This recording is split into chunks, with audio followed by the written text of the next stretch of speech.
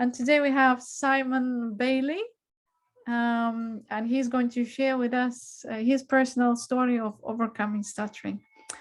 And if you don't know me, my name is Olga Bednarski. I used to stutter out of control. And then at the age of 30, I completely beat stuttering. I forgot all about it, just moved on with my life. And I'm now 38, so 8 years stutter-free. Wow, this is great. And I believe that anyone can do it too. So Simon, would you like to say a few words about yourself? When did you start stuttering? Well, I never knew fluent speech as a young child growing up. So in answer to your question, probably, if I can remember, my mum probably told me I was 2 or 3 years old. So I was a child stutterer, if you want to use that expression, and never knew fluent speech in my childhood, in my adolescence, in my 20s, and only in my mid-30s, I'm 62 years of age now, only in my mid-30s did I really start wanting to do something about my stuttering. And I use the word cure then because I believed that I could be more fluent, and I needed to be. That's the key thing. I was motivated in my early 30s to get more fluency because I needed it.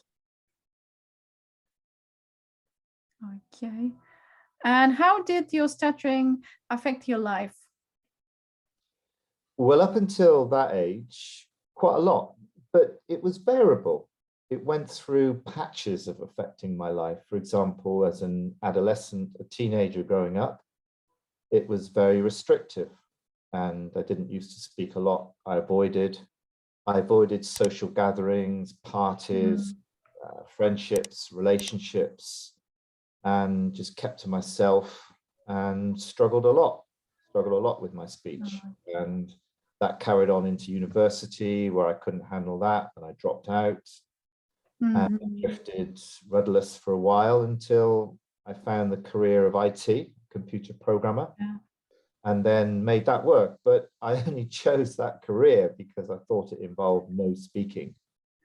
So my career choice is based on the fact that I thought, I was wrong, but I thought I could avoid speaking. Yes, I actually know many people who work in IT and they are also stutterers. So they come to me kind of to find the answer. And so many of them, they're all working in IT. And I say, why have you chosen this job? Oh, well, because I don't have to speak. So it's okay, super. And anything else you'd like to add? Sorry to interrupt you. I thought that before I decided to train as a computer programmer in IT. That was many years ago. But then I realized that it wasn't a career that you could avoid speaking. So the fact that I thought IT was a career that avoided speaking, I thought it was true. And then I realized fairly soon after I got into the industry that it wasn't. And any career, any working in an office, working in a team, you have to speak. So I don't think we can label IT as a career that involves no or little speaking, not what I used to do. And have you ever tried freelancing? Maybe freelancing, working from home, so that you don't have to speak? Well, like a contractor, you mean, an IT contractor? Yeah, similar to contractor, yeah. Well, I always worked for a company. And I would never change my job, even though I had a chance to change my job, because I was scared. Number one, I couldn't do the interview and I would avoid the interview. So I thought there was no chance. So I turned down many career opportunities in my, say, 20s and 30s because of the fear of the interview, the fear of the changing of the jobs, meeting new people, learning new systems. I feared change. I feared change because I thought that change would involve more stuttering. So the answer is no to your question because I feared change. I was always a safe comfort blanket of the company I worked for. I knew the people, they knew me, they knew I stuttered. We could work it through between us. And I mean, I had a good career. I had a good career in IT. Okay, you were lucky because many people out there say that they're stuttering, kind of they couldn't really have a career because of their speaking difficulties. So they say, well, I was just avoiding running away from speaking situations, and that was it. So I guess you were lucky then. Kind of people accepted you for who you are. Well, I made my own luck. I always thought of myself as having to work. And again, I know this is wrong now, but this is the way I used to think. Mm-hmm. I always used to think I had to make up for my stuttering by working harder and That's become the yeah. best at what I did, despite and because of my stuttering. And I would work harder as a compensation. Now, that's what I used to do. That's not what I feel now, but that's what I used to do. So I was always good at my job and accepted as being good at my job because I tried a lot to make up for the stuttering. Yeah. And when did you decide to do something about it? 35 years of age. 35. Yeah, so 35. That was 1995, I believe. And why you didn't do anything before? Like were you just waiting, or you're afraid, not sure if it's possible to overcome it? Or well, that's definitely one reason. But in that year, around that time, I was in my early to mid 30s. I reached threshold of the pain, threshold of pain about what I could take. Now, there were a number of incidents that happened. I should tell you one of them, which is quite emotional at the time. I have 3 children. My eldest son had to go to hospital. He'd injured himself, and I had to take him to casualty, A&E, and I couldn't say his name. And I felt really, really bad that I was a bad dad, bad father. And we were waiting for the nurse, and I couldn't say his name. I could not say his name. It just couldn't come out. And he couldn't get, he was hurting. He had a broken arm. He couldn't get treatment really until I said it. And that was really emotional, and I felt really bad about it. And there were other incidents as well at work where my speech seemed to deteriorate around that time. And I went through a really tough spell in my early 30s. And then I knew that I had to reach out and try and find something. Now, that was a long time ago. That was before the internet, believe it or not. The internet was not around then. So we had a system in the UK called Yellow Pages. Don't know whether you know. Yeah, I do know it. Yeah. So anyway, I didn't know anything about speech therapy. I didn't know anything about courses. I didn't know what was out there. I knew there wasn't a community. There wasn't a community then that I knew about. And I went to Yellow Pages and found a guy that was running these speech courses, speech recovery courses. Opened up, and I just went on one. I didn't do any research about it. Just went on it. Paid my 60 quid, and I will say that even though there were things wrong with that course, it did make me aware that there was help out there, and it did give me what I should call a taste of fluency, even though it was temporary. I mean, it reinforced the idea that I knew there was, deep down, I knew there was no reason for me to stutter, because I could speak fluently when I was on my own, or speaking to the dog, or young children, or when you're on your own, when I wasn't being judged, or there's no pressure or anything like that. So I knew there was deep down, no reason why I had to stutter. But at that time, I knew no way out. And at least this course that I went on in Scotland, at least it did give me a taste. Yeah, it gave you a taste of control over your speech. Well, your story is pretty much similar to mine, because when I joined a similar program, it was I think it was the first course I have ever been to. It was the first and the last. And before then, I didn't know anything about any speech therapy, any groups or anything like that. So it's pretty much the same situation that I was in. I was 27, and I actually I still remember myself thinking, no, I don't have a stuttering. It's just I'm shy. That's why I stutter. I'm just too shy. This was my kind of idea. But then I just realized, no, I did have stuttering, and I couldn't say my name, and it was terrifying and so humiliating. Okay, so and what did this course actually teach you? You mentioned that you've had like a taste of freedom there. And how did it feel? Well, if you can look at my journey, Uh-huh. about my stuttering in two bits. There was the first course I did in Scotland, and there was the other course that we're not talking about. But let me combine those. Let me combine that part, the early part of my journey, together, and say a big lesson that I learned was non-avoidance. Non-avoidance is key, because in the old days, before I started working on my speech all those years ago, I would reward myself for not speaking.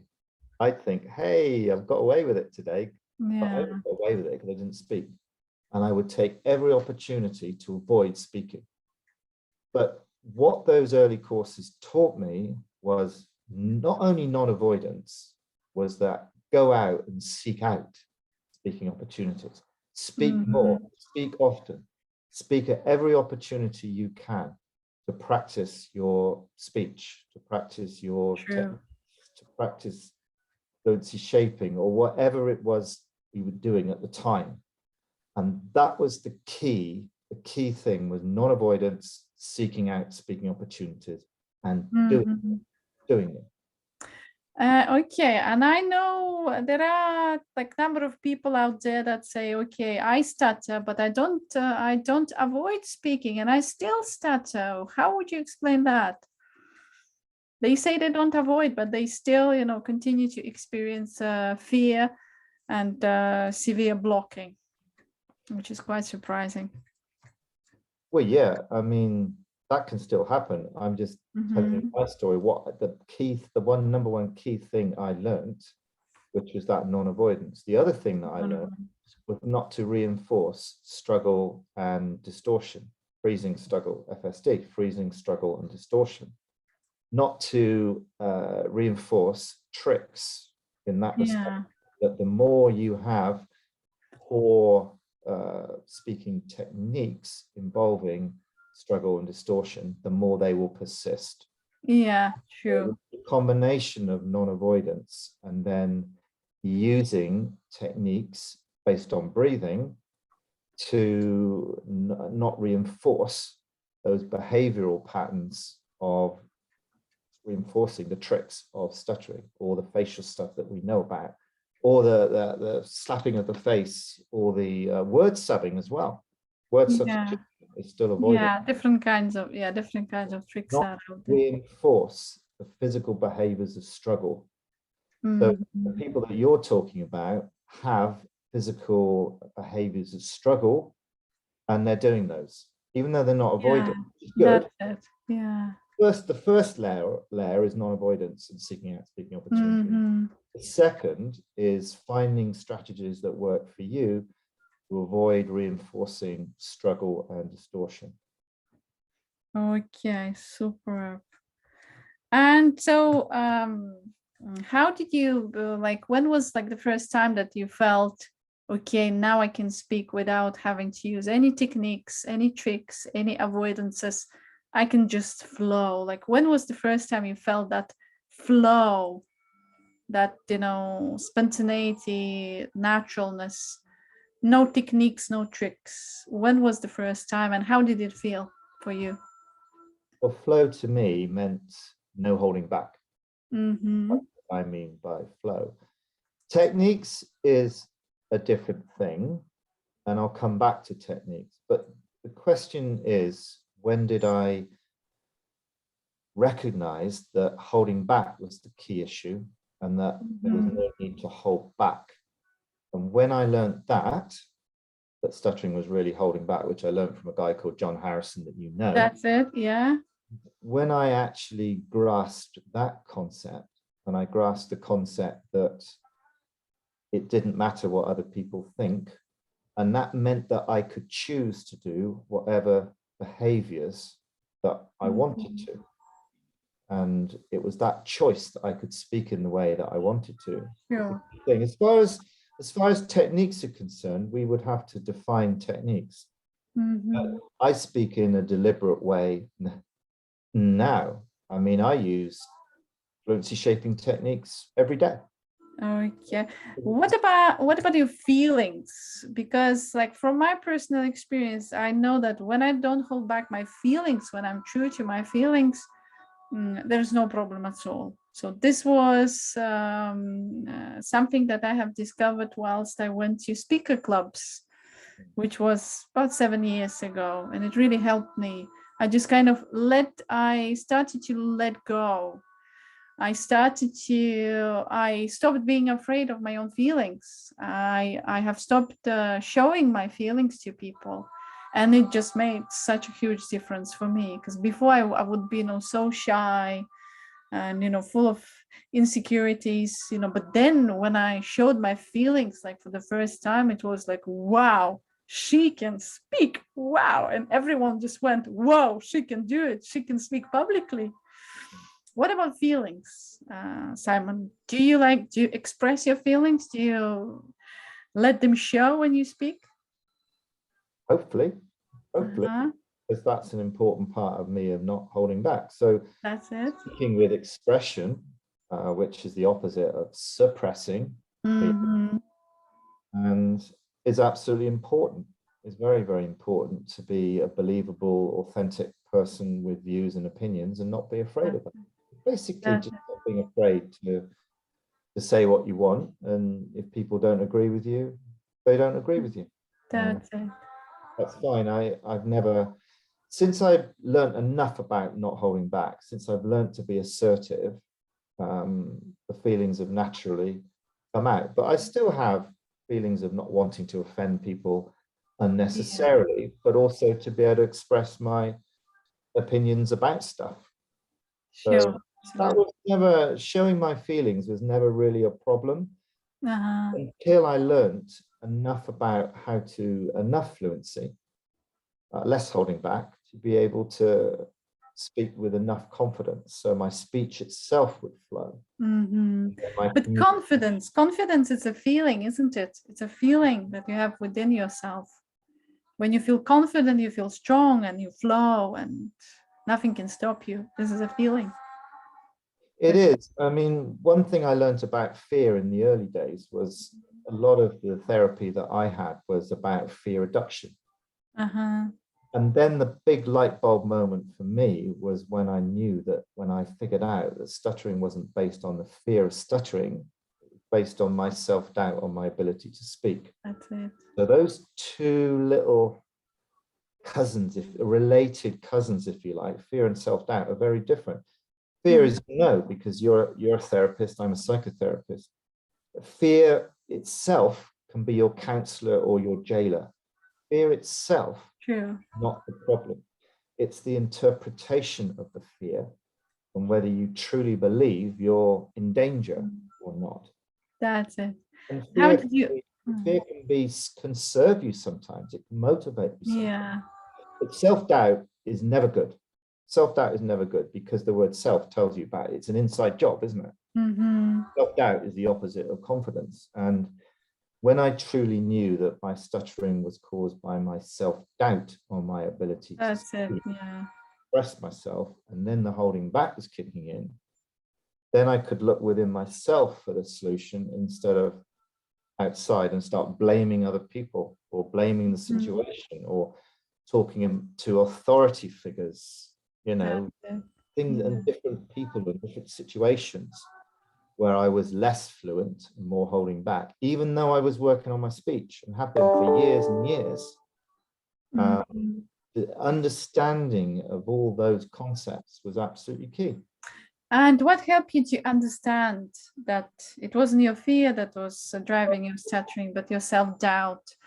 Did you read any books or maybe practice meditations, self-development programs, anything? Well, Timothy Galway on the Inner Games books were very, very important to me. The basic concept, do you know those books? The Inner Game of Golf? Not too sure. No, don't think I've heard. Timothy Galway, is that his name? Hopefully it is his name. Timothy Galway in the Inner Game books is a different way of making change, of teaching people stuff. It's not Mm-hmm. a do instructional way, which is do this, do that, and you'll get this. And Mm-hmm. traditionally, in teaching and instruction and in therapy, you're told what to do. You're told what to do. Do A, do B, do C, and you'll get C, A, F, G, H. You know, Mm-hmm. it's very cause and effect. But this way is about being self-aware, making you aware of what is happening to you, your feelings, your emotions, and your behaviors, and your outcomes, and then saying, what do you need to do? What do you need to do? Very much putting it back onto you to find your own solutions based on what you are experiencing, and bring that into your conscious awareness yourself. That's it. Getting that way. And that was the way, the different way of me approaching things are, not to just take things at face value from other people, even though it was true sometimes, you do this and you'll get that. That's cause and effect. The inner game, the self-awareness of what is happening, and then looking at results, experimenting, trying things out, and then finding what's right for you. And ultimately, you're being your own coach. That's it, ultimately being your own coach. That's what Timothy Galway is all about in his books, the Inner Game books. Okay, super. Yeah, self-awareness was actually part of my self-development program when I started 8 years ago now. And what would you say to people that that are still stuck and they say, oh, this doesn't work? Okay, self-awareness, it sounds very cool, but it doesn't work. I have tried, different courses, different books I read, and I still struggle. I don't know who I am. What would you say to them? Because I meet them like every week. They come to me asking for help, and you don't know who you are. It's time to do some self-awareness. Self-awareness. I have tried it before. It doesn't work. What would you say to them? Well, I see them too. They come to me. That's it. Yeah. I'm pretty strict and sometimes ruthless who I'll spend my time with, but that's another matter, how I pre-screen. But what I would say is you still need a degree of strategy. You still need some fundamentals on which you live your life by. Mm-hmm. Examine yourself at all different levels, including the physical level. And I'm a qualified breath worker. So I believe in breathing. I believe in breath for life. Mm-hmm. I mean, I'm trained in transformational breathing. Super. And I believe that is key. And anyone that doesn't believe in that isn't somebody that I can work with, or at least entertain the thought. True, absolutely. Doing that. And that isn't technique. That isn't technique. Because without the breath in our body, without the air in our bodies, we cannot live properly. And many of the people that I've done breath work with have toxic breathing patterns. This is nothing to do with stuttering. That's it. Yeah, I have seen that as well. I know what you're talking about. Yeah. I mean, 90% of the adult, well, someone has said, and I believe it, and the people that I've worked with, not stutterers, is that 90% of people have toxic breathing patterns. When a newborn baby is born, baby knows how to breathe. And then life has got in the way. A newborn baby will breathe from its belly breathing, abdominal breathing. Breath comes nice and relaxed, deep in their abdomen. As life got in the way, as adults, nothing to do with stuttering, as adults, because life and pressures, and we take just enough breath. And just enough breath means we're breathing higher up in our bodies, little short chest breaths. And if you do that for years and years and years, that will have a toxic effect on your health. You will not oxygenate your blood supply correctly.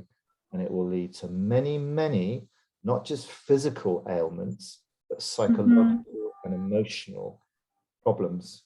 And they can be solved directly with breath work using acupressure points, chakras, and the meridian points that the body already has.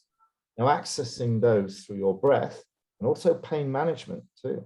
I could tell you many, many stories about me dealing with the physical pain, nothing to do with stuttering. Yeah. With that, with breath work, that has made a significant difference to my life. And I've been on many retreats, nothing to do with stuttering, where I've seen the power of breathing correctly with a That's it. Yeah. breathing Power pattern. of breathing. So that is a strategy. That is a strategy that I believe in, and I can apply that to speech work as well with the sort of exercises and the things that I teach people. Yeah, well, people that come to me, they obviously stutter, and I see how they breathe. Actually, also, it's. I mean, how can you leave breathing like this? There are those micro breaths, and they're really struggling. They choking at times, and I tell them it's like this is actually one of the first things that I say. Well, just pay attention to your breathing. How do you breathe? Do you think you can speak this way? Breathing is living. If you don't breathe, you die. So just pay attention to how you breathe. This is kind of one of the most important points that we discuss in my program as well. Because breathing, yeah, I absolutely agree with everything that you've said. Breathing is living. If we don't breathe correctly, then we don't really live, and it can lead to all sorts of ailments, stress, things like that.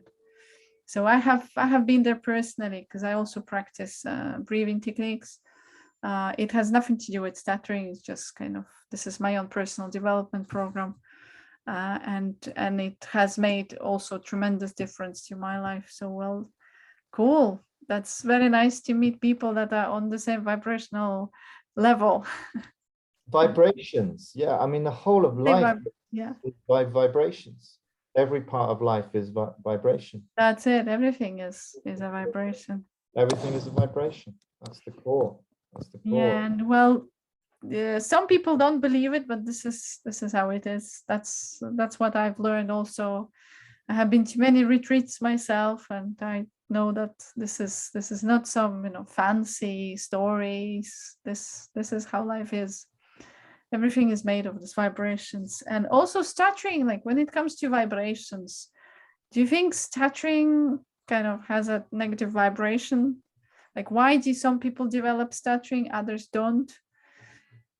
Why it happens to some? It's like 2% of the world's population, which is 75 million approximately. Why do they develop stuttering? What do you think, Simon? Well, if we take the classic view, which is myself, now I know there will be exceptions to this, people that have developed stuttering because of trauma, because of brain trauma, accidents, taking drugs or whatever. But if we take the majority of adult stutterers who stuttered as children and never grew out of it, if we take that group, which is a big group. So the first thing that I learned when I was in therapy school to be a clinical hypnotherapist and psychotherapist, the first thing that any therapist learns is this. I'm sure you know it. It's not the event, it's the meaning. That's it, it's the meaning. Not the event, it's the meaning. So as young children growing up, we know that, for example, statistics have told us from speech therapists that many preschool young children up to the age of 4 or 5 have speech disfluencies, and it's expected to be 5 in 100, 5%, and 4 of those 5 grow out of it. Because when a young child is growing up, the formulation of speech is quite difficult, and they can be hesitant and bobulating and repetitions and what have you. Now, 4 out of 5 grow out, but 1 out of 5 don't. So to answer your question, back to that phrase, it's not the event, it's the meaning. So the reason why the 1 of those 5, the 1 in 5 go through to become teenage stutterers, adolescent stutterers, adult stutterers, is because the meaning they put on that natural disfluency event when they're learning to speak, it's the negative meaning they put on that event. Now that can be caused by many factors, The main one is who is around them at the time, their parents, Yeah. or their siblings, or their uncles and their aunts. And it's how they are reacting to that disfluency that causes that young child of 3 and 4 years of age to put a negative meaning on that natural disfluency that 5 children in 100 have. And that's why it's the meaning they put on that event being negative that is unfortunately carried through to adolescents, teenagers, adults, and that's why you get the 1% come through. Yeah, that's it. Meaning they put on natural disfluency that is a negative meaning, and sometimes the meaning is to correct it, and they're being judged. They're being judged. There's a negative judgment on by the parents and say, stop doing that, you know, say it properly, or the parent, without knowing it, is actually helping to perpetuate that stuttering going on into later life, or the aunts and the uncles, or brothers or sisters, or school teachers, or wherever it is, or friends at school. That's it, yeah. Reasons why that very, very small number of young children go on to become adult stutterers. That's it, yeah. I actually work with some of the parents as well, and they, like, some of them are just crazy about speaking these fluencies, and they just, oh, my son, he doesn't speak properly, he's only maybe 2 or 3 years old. I say, well, just to give him some time, maybe it's a bit too early for him. They, no, he needs to speak properly now, because at this age I spoke so fluently. And I say, just take it easy, why do you panic so much? And yes, parents can be the reason actually why children develop stuttering and like later on in life, because I can actually see it almost every week. They come to me and they ask, and I say, well, I guess you need to change your behavior a little bit, just adapt it. Otherwise, it might actually grow into a big, huge problem later on in life. So yeah. Okay, super. Let me Can I just just see. ask you a question, Olga? Yeah. What was your childhood like? What were I you? didn't stutter when I was a child. I only started to like from the age of 13. So I was an adolescent. I've never stuttered before. I was very bubbly, very talkative. I had no problems with speech at all. So nobody really knows where it came from. It just appeared. You don't know yourself. I mean, the 13-year-old will have a lot of awareness, won't they? I think I was just very shy, and kind of it was, I was living in a different country, and it was, very hard for us, for the family and everything. It was just too much stress going on at the time. And I, being so sensitive, I took it too personally. And I just, kind of started to withdraw. Kind of, okay, if I don't speak up, then I will not get into trouble. This is how it began, kind of thing. I started to hold back, thinking, okay, shall I raise my hand or not? Maybe I shouldn't. What if they will laugh? What if I will be punished or something? And so I started to hesitate first. That's what I can remember. And then it kind of developed into full-blown blocking. Yeah, so this is how it all began for me. I mean, Because I was very, very sensitive person, and still am. It's interesting that you use an expression there, taking it too personally. Yeah, it was very painful for me. Sensitive, and that is exactly what I was alluding to before. It's not the event, it's the meaning. Yeah, had a tough time at age 13, a lot of changes, different country. Those are events.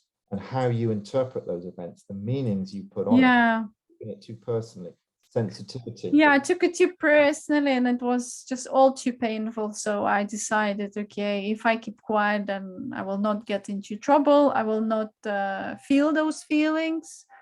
I'll be safe then. If I don't speak, I'll be safe. And then it kind of it developed into hesitation. Like, shall I speak or not to speak or not to speak? And kind of this is how it took hold of me. And when I was age 15, 16, I was a full-on stutterer. I was out of control, and I even struggled to say my own name. Olga was like, oh, no way, I'm not going there. I would just write it on a piece of paper and show, okay, my name is this. Olga, read the paper. We've all been there. So would you say between the ages of 13 and 16, your stuttering was a learned behavior?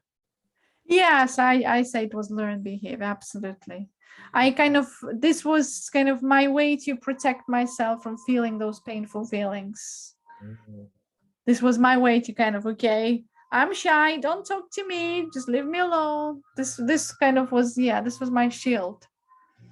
This was my way to protect myself. Protection mechanism, yeah. Mm-hmm. Right.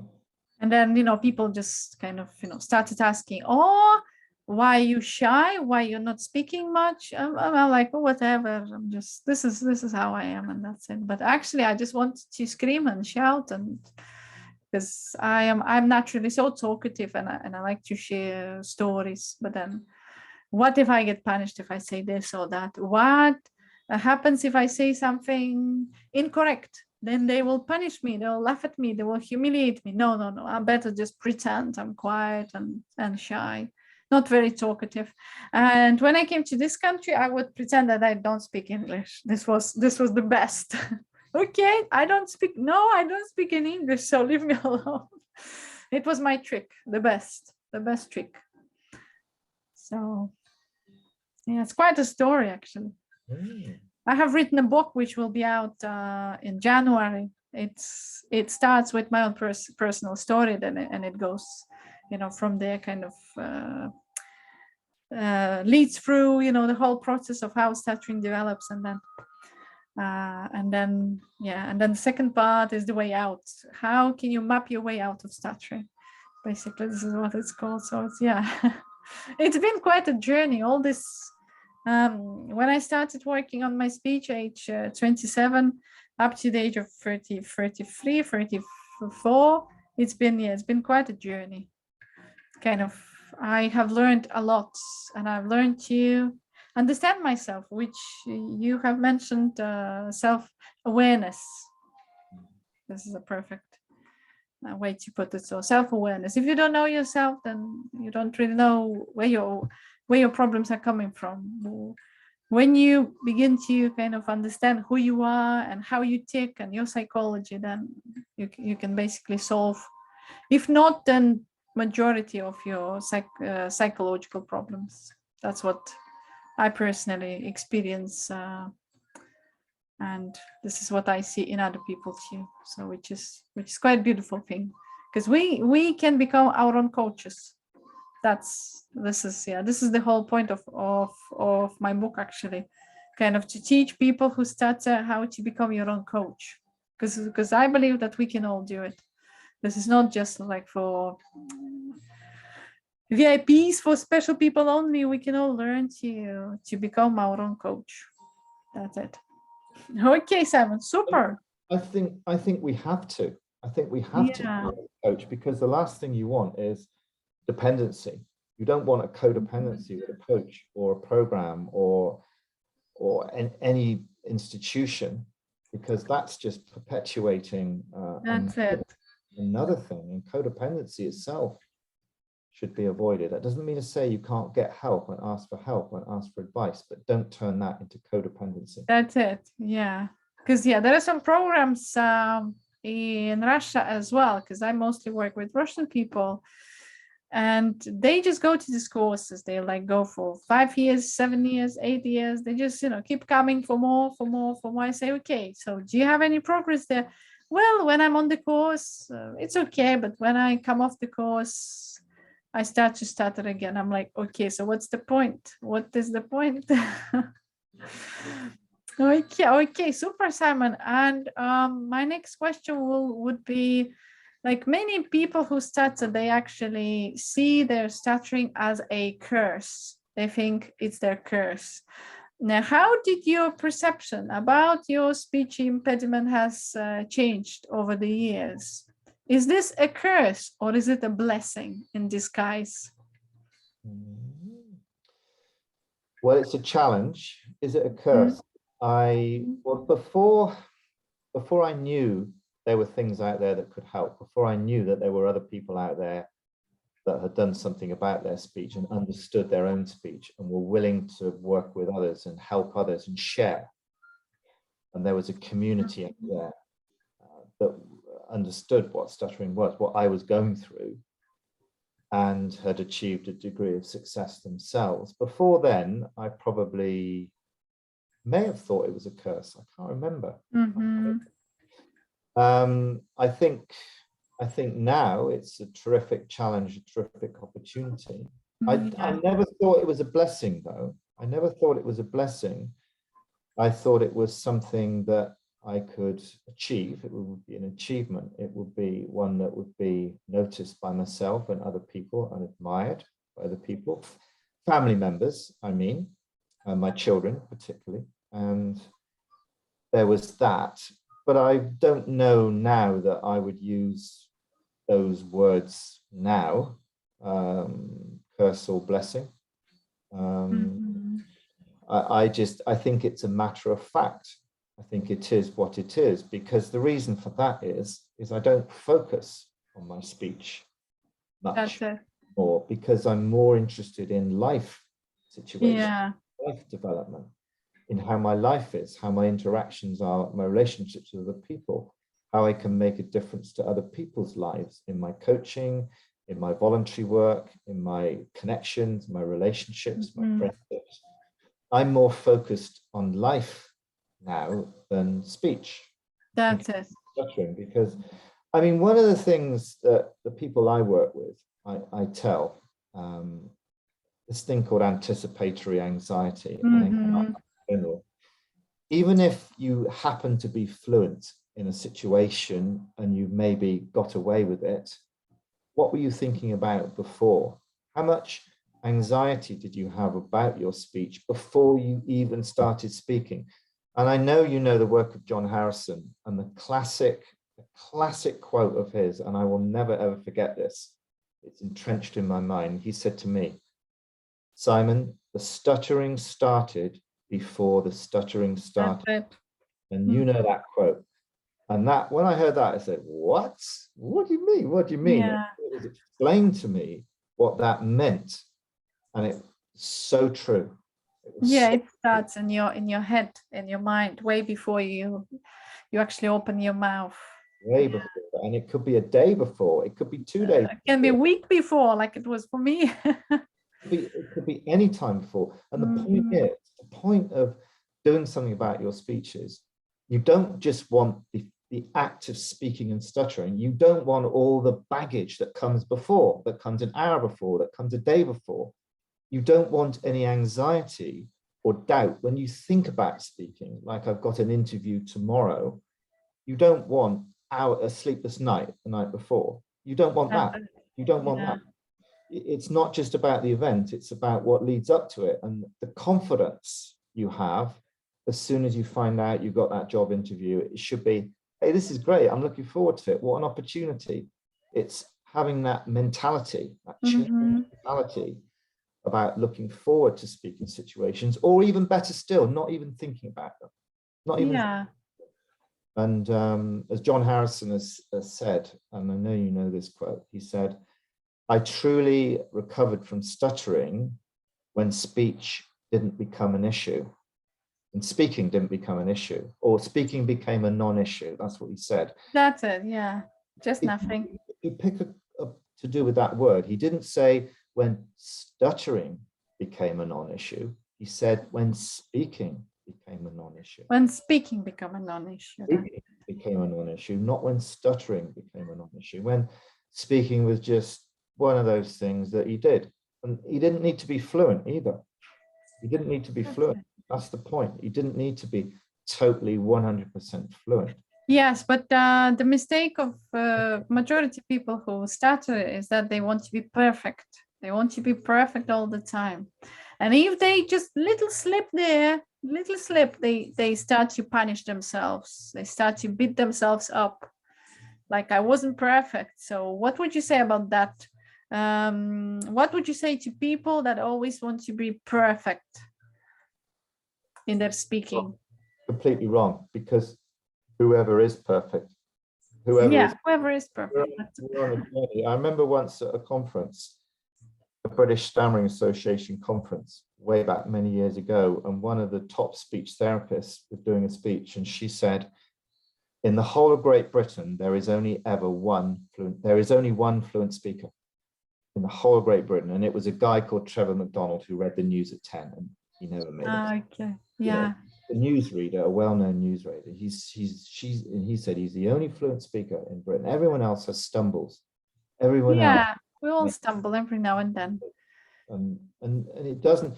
The thing about people that don't have a long history of holding back, blocking, freezing, struggling, distortion, those people just laugh it off. It just doesn't. That's it. Yeah, this is the attitude. Meaning to the event. It's all about events and meanings. The meaning they attach to that event isn't significant. The trouble is with some people who have been working on their speech and been on courses, if they have one little slip up, bang, bang. They start to punish themselves. Start to give it a wrong meaning, a negative meaning. Meaning. Events happened. How do you interpret it? If you interpret it in the wrong way, it'll send you down into a cycle of self-doubt, of blocking, of approach avoidance, and it'll lead you on a downward spiral.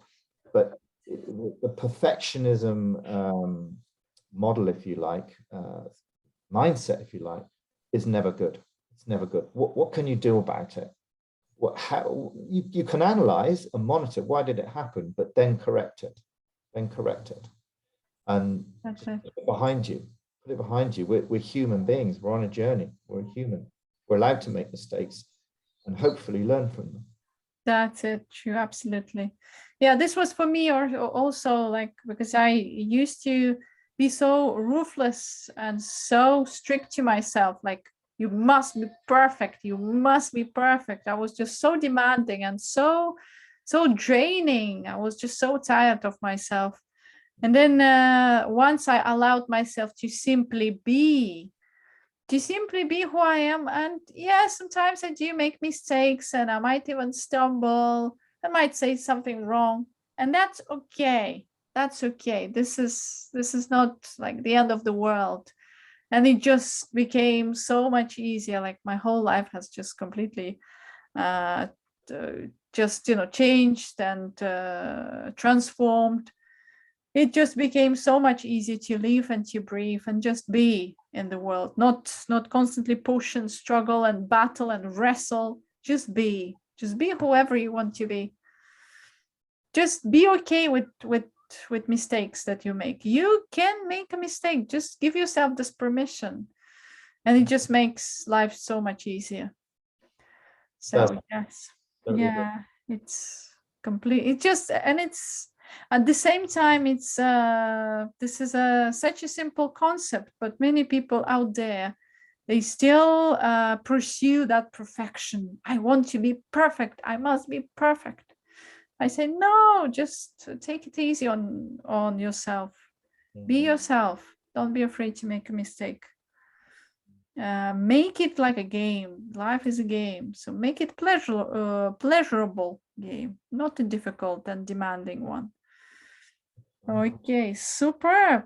And Simon, just the last question for you. How did your life change since you've kind of understood all the concepts that you've shared with us today? How did your life change from like when you were 35 and struggling to now when you're 62?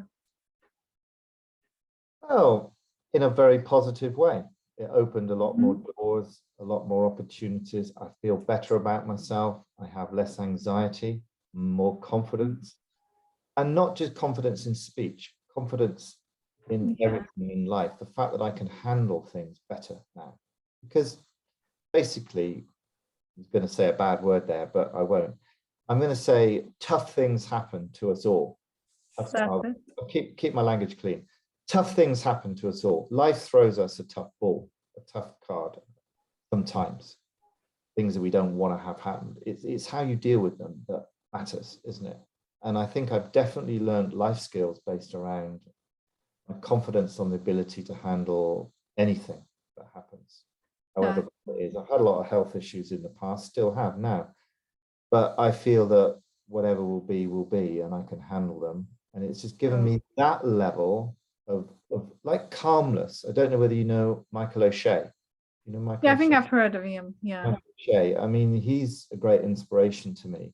And he talks about going into the calm state, And we need the flow state. We need, as human beings, we need two real states that we can live in my view. Number one is the calm state, and number two is the flow state. So there's those two states. If we can correctly move between those two states correctly and appropriately in whatever the environment we're in, the calm state and the flow state, then we have all the tools that we need to live our lives. And getting into that calm state. And the calm state means almost zero anxiety. Yeah, it's like a lot of clients that I work with are clinical hypnotherapists, nothing to do with stuttering. Anxiety is the glue that holds whatever the problem is, be it IBS, be it tinnitus, client I've got at the moment, be it smoking, want to stop smoking. A lot of changes that people want to make, they're not able to do them themselves because of the underlying state of anxiety that they're in. Now, there's many reasons for that, and we could do a separate video on that. In fact, I'm running some workshops on that myself. Yeah. But actually doing something about anxiety and getting into the calm state is vital life skill that I've definitely learned. And then you've got the flow state, which means expression. It means not holding back. It means being assertive as well. So actually moving between those two states, the calm state and the flow state, is so important. And the skill of doing that, practice doing that. And people that have got that have truly got state management to a T. And if you look at successful business people, even though I don't know them, I can observe that they're very calm, aren't they? Very calm, but they also very calm and composed, centered. But they can also flow when they need to. They can change between that calm state to that. You've got to be a bit of inventive and creative, and that's part of the flow state. The flow state is doing something, not just thinking something. You've got to do something to actually establish relationships, connections, develop yourself by taking action. So I'm very much about taking action to make change. That's what the flow state is. That's it. Okay, Simon, and what would you say, just the last question before we finish, what would you say to those people that kind of get angry at people such as ourselves, people that say stuttering can be beaten? I have done it. And, they get angry.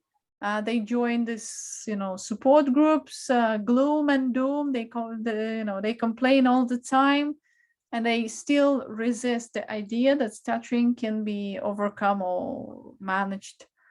What would you say to them? Do you think they have hope of ever recovering or kind of managing their stuttering?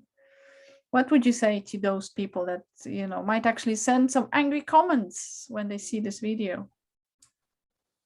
Let them send. Let them send. They're quite entitled to their opinion.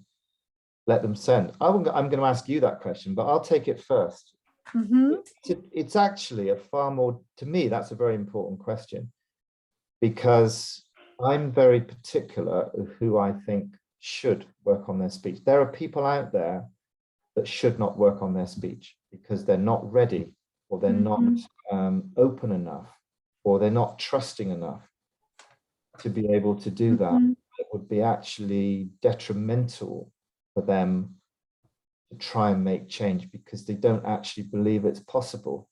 That's what I do a lot is do a lot of pre-screening of people. Yeah, the same for me.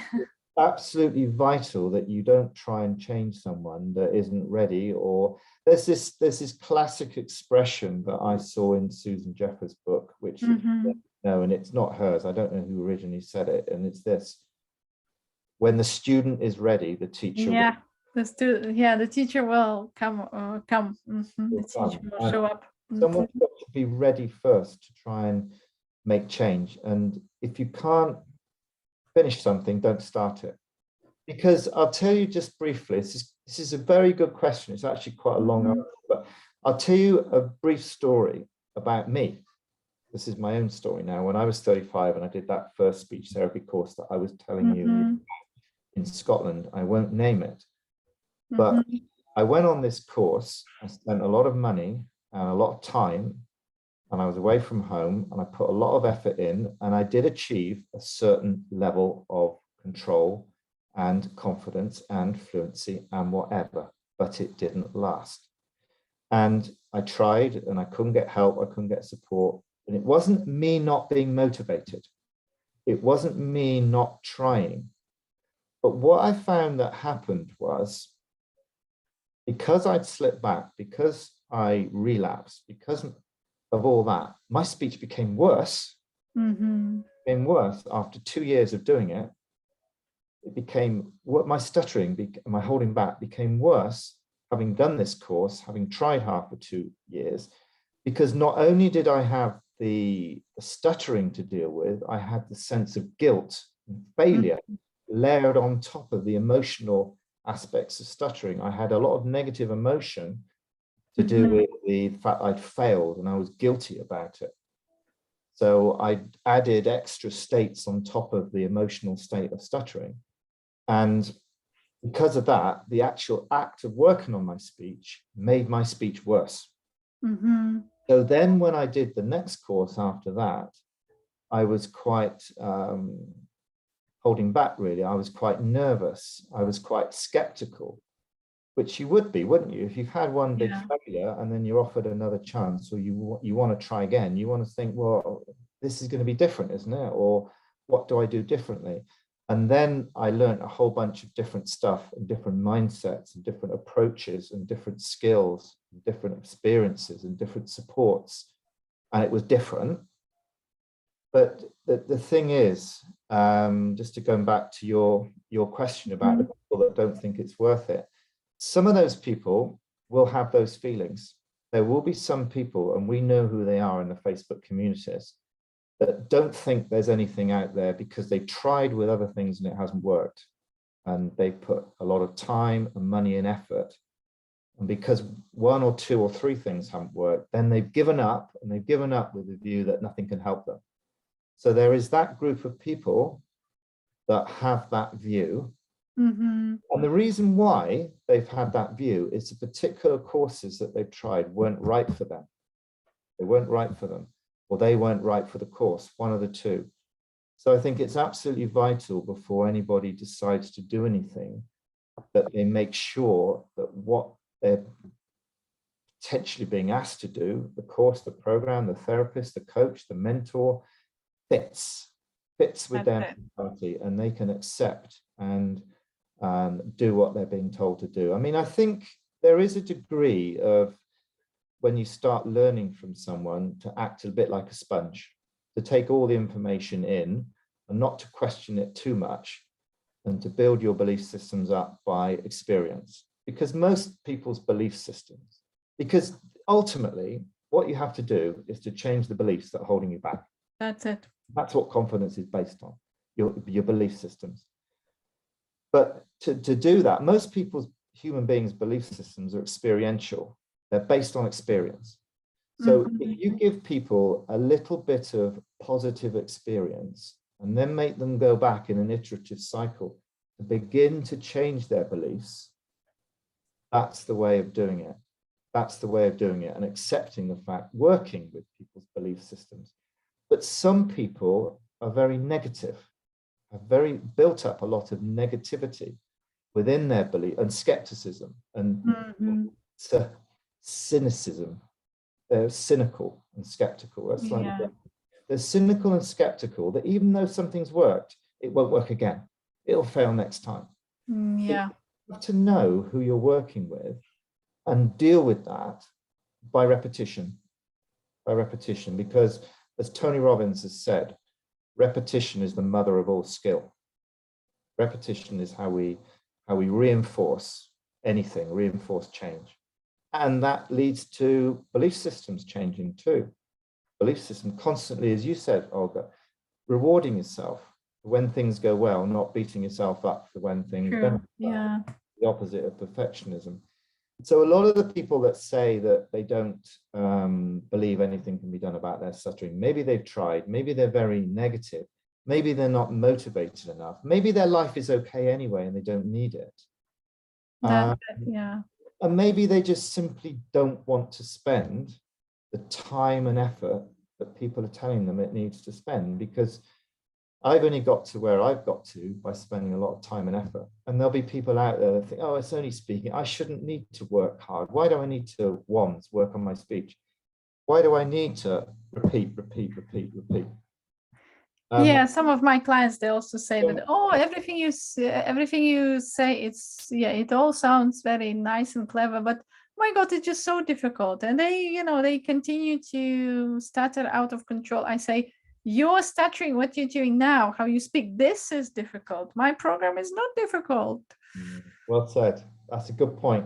Very well said. And what would you say to those people? We know who they are on the internet. What would you say to them? Well, I would say whatever you believe comes true. If you believe that you're disabled, if you believe you'll never recover, if you believe we are just, cheating, we're lying here, then this will be true for you. So I guess it's kind of their choice. And as you have put it also, when the student is ready, the teacher will show up.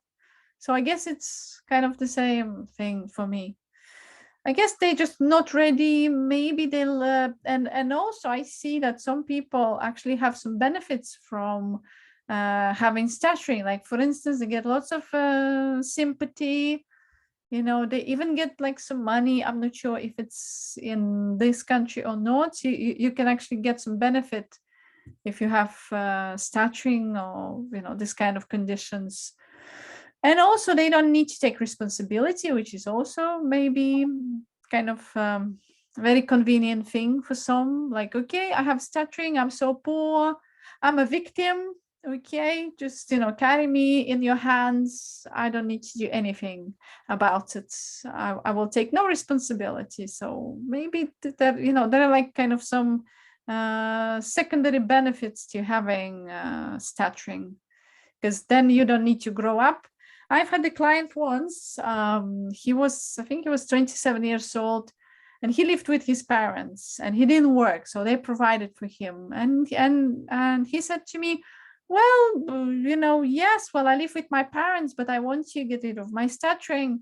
And I actually looked at him, and I thought to myself, well, you don't really want to get rid of your stuttering, because once you do, you will have to take responsibility for your life, and you have to kind of maybe leave your parents' house, and they will not give you money anymore. So kind of there are some people that they don't want to recover.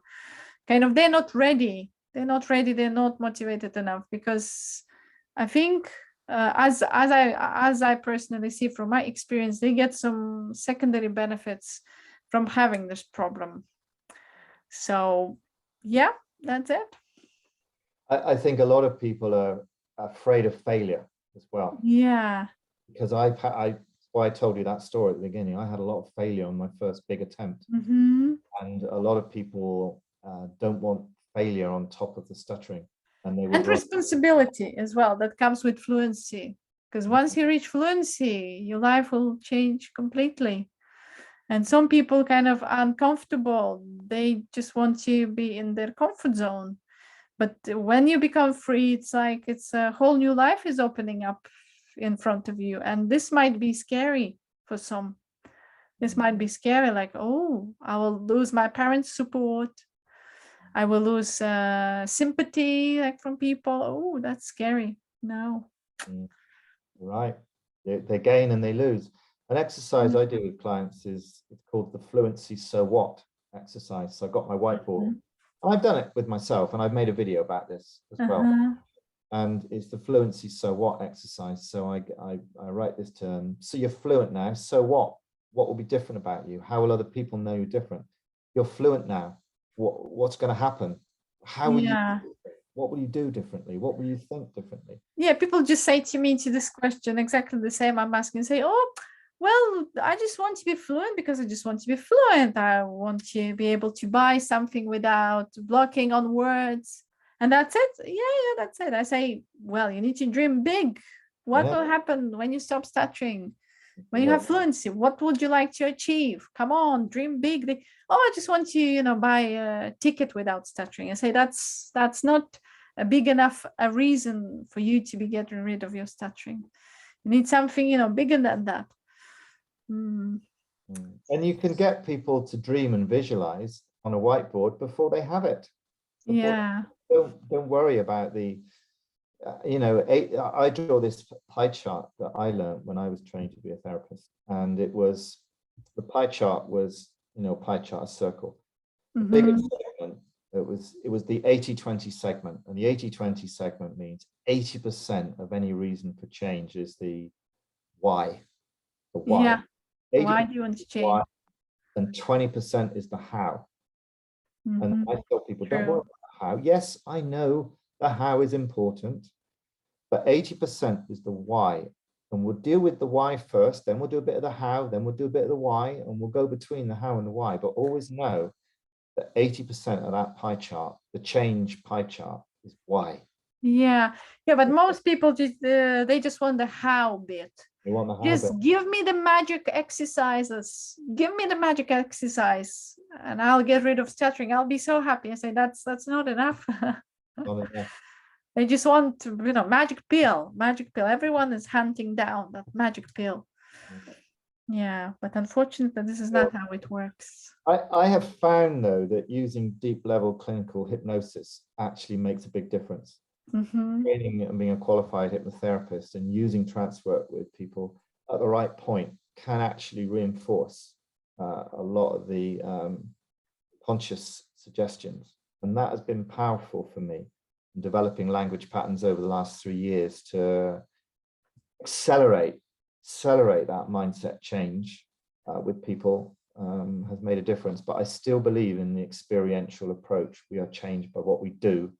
True. That is a key part of changing and reinforcing that change by using deep level hypnosis with what I've been working on over the last 3 years has definitely made a difference to making things more permanent.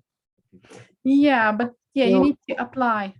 It still doesn't take away from what you and I believe in, which is working on it and experimenting, taking action, putting yourself out there. This is out there. Yeah, I mean, in one of your videos I watched, it was really good where you said people just hide away, and you cannot hide away. Just cannot hide away. No. If you hide away, if you look for magic pill, then this is not how it works. There is no magic pill. You'll have to invest your time, your effort, if you really intend to recover, to gain the level of confidence that you want to gain, and transform your whole life, really, because it's like once you get rid of stuttering, I mean, your life also changes on so many levels. This is not just about stuttering, it's not just about speech, it's about kind of changing your life.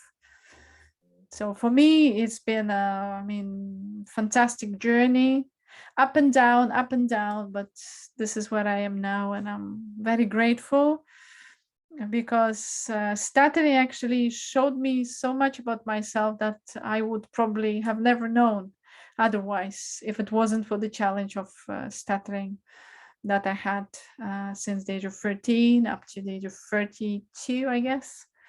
So if it wasn't for stuttering, I wouldn't be the person I am today. And I'm very determined. I persevere.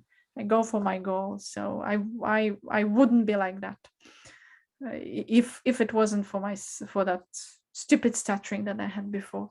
holding back and all. Actually, that's a really good point. And me too. I wouldn't be the person I am today. And it gives me a lot of gratitude for even being able to speak to you today. Yeah, I mean, this is the same. I'm very grateful. Thank you very much for your time. And I'm just so happy to learn that there are, I'm not alone. There are so many people out there that, have also recovered or kind of overcame their fear of speaking. And it's just so great to see that. It's just, wow. The world is expanding and I meet like more and more people now, which is absolutely fantastic. I'm so pleased, so happy. So thank you very much, Simon, for your time. And all people that are watching this video, please give us some likes. If you have any questions, please feel free to post them below this video. And thank you. Thank you, Olga. Keep doing what you're doing. You're doing a great job. Thank you, Simon. Excellent. Speak soon. Bye-bye.